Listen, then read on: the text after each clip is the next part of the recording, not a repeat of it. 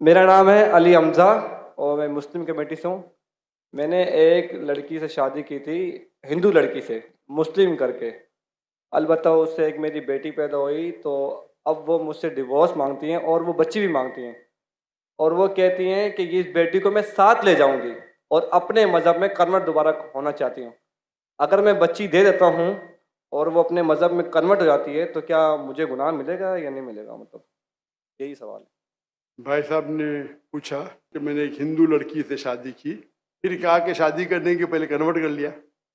ये कहा कि बच्ची पैदा हो गया, अभी डिवोर्स चाहती है 1 साल बाद, और वो मेरी बच्ची को लेके आना चाहती, तो मैं क्या, इसकी जिम्मेदारी मेरी है? पहले ये पूछना चाहता है, अपने कन्वर्ट सही तरीके से किया, गलत तरीके से किए? सर कन्वर्ट पहले किया, पहले मुस्लिम किया कराची नौरी टाउन से। कन्वर्ट जो किए अपने, मैं कहता हूँ रिवर्ट सही तरीके से किए या गलत करे थे, मैं नहीं जानता हूँ।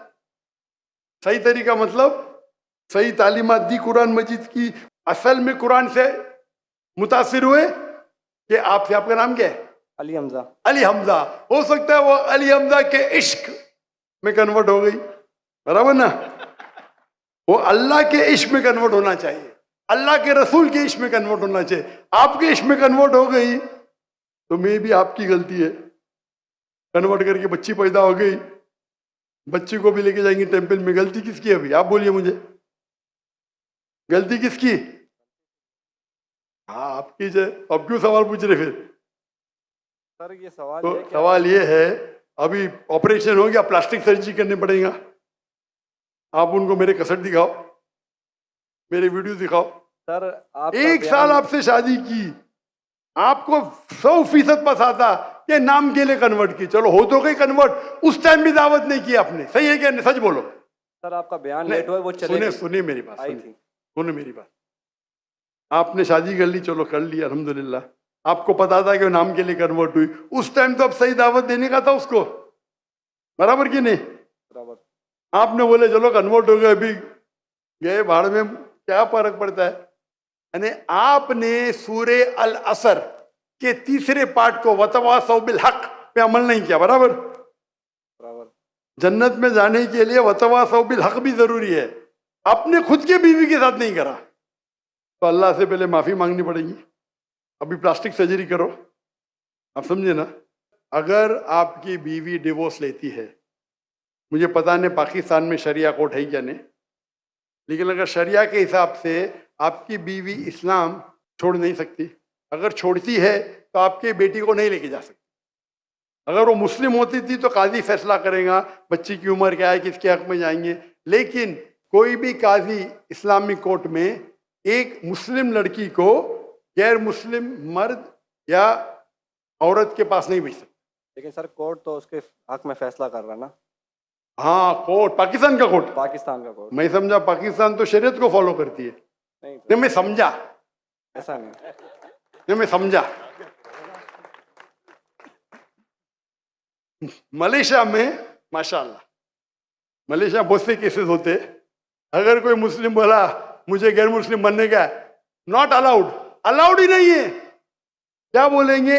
आपको काउंसलिंग की जरूरत है। काउंसलर, आपने एक बार तय कर दिया मुसलमान हूं, अपनी मर्जी से तय कर दिया कि बोले मुझे गैर मुस्लिम बनने का, कैसा बन सकते भाई?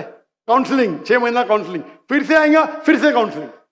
आप समझ रहे? जी सर। मलेशिया, इसीलिए मैंने मलेशिया चुना, समझे अपना? सर। आप कह रहे का इधर वो हिंदू मुस्लिम बन गए, मुस्लिम से फिर से हिंदू बन गए, और कोर्ट ने फैसला दिया कि तो Republic, Islamic Republic of Pakistan कैसा हुआ फिर? ये माफ करना, माफ करना, मैं मेहमान हूं गवर्नमेंट का, अगर मेहमान हूं तो हिदायत तो देना चाहिए ना।